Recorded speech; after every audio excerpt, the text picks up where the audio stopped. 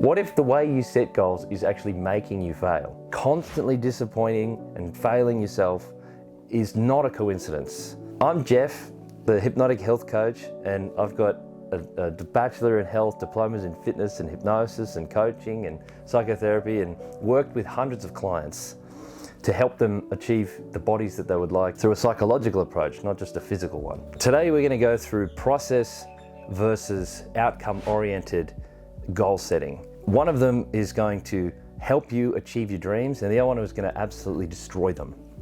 So make sure you keep watching all the way through. There's embedded suggestions throughout, and at the end there's 3 ideas to stimulate your subconscious mind for change. So let's get into it.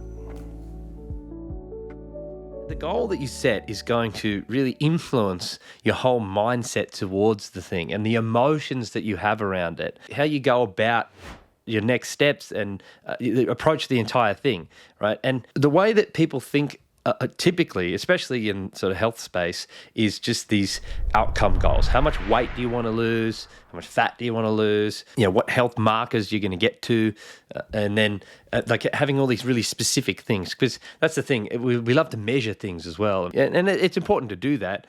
But having your entire goal set just based on these sort of physical metrics is a way to just become just obsessed with results, you know, that you're just not going to get all the time. You know, and if you fall short of the result, then you get upset, you know, and if you don't get the right weight, or you don't, you know, you didn't eat the right amount of calories, or you didn't this or that, like you're going to, you get caught up in these things, and then you start beating yourself up because I didn't get the outcome. You know, so, and the truth is that we don't know what the outcomes, you know, you do a program and the outcomes will be whatever they'll be. And the fact is that it doesn't matter what program you did, you're going to have to keep doing something to continue to get the rest of the results you might want, and then to get more results. Like results and outcomes are really just side effects of processes. So, you know, I think at the end of the day, I think setting your goal on just what is the process I want to engage with? What's going to be an engaging process that I can continue doing? So, you know, what is it? How many days? I just want to be working out, you know, a certain number of days a week, you know, or you know, I want to be able to just track my food, and I want to be able to just do the actual process itself. What does that week doing those behaviors? What is it? How do I feel about that week? That's what my goal is, to be doing these behaviors. My goal is to be doing this thing. It's not what results do I want from it, because the results, you know, they'll grow and change with time as well. But it's just something to get disappointed about, whether you are or aren't doing it. But it's the process of it. Like how much am I enjoying what it is? How good is this process? And then good isn't what results it's getting. It's good as how much am I enjoying it? Because you can't force yourself to do something. You can't force yourself to do something forever and ever. So, you know, is the process a good process for me and my life at this time? Is something that I'm going to continue to keep doing?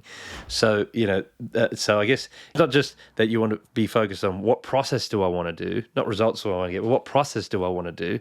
And how sustainable is that? How realistic is it that I'm going to continue to do that? If the answer is no, it's not sustainable, well, then it's kind of silly to be doing it, right? I mean, it's just doomed from the beginning.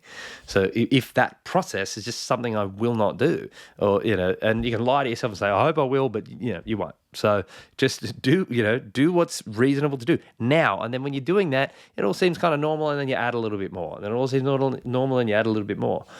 Yeah, because, I mean, if you set a goal of like, oh, I want to lose, you know, like, you know, 10 kilos in 10 days or something, you're going to have to do, you know, what process is involved in that? Like, what kind of ridiculous process is involved that, you know, is just not going to be doable. So setting a results-based goal, it's kind of, it requires ridiculous processes, which you won't do. So, yeah, I think you got to start with a process and let the outcome take care of itself.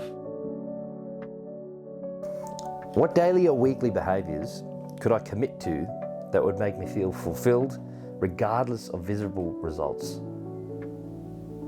How often do I find myself obsessing over specific outcomes, and how does that impact my motivation and self-esteem?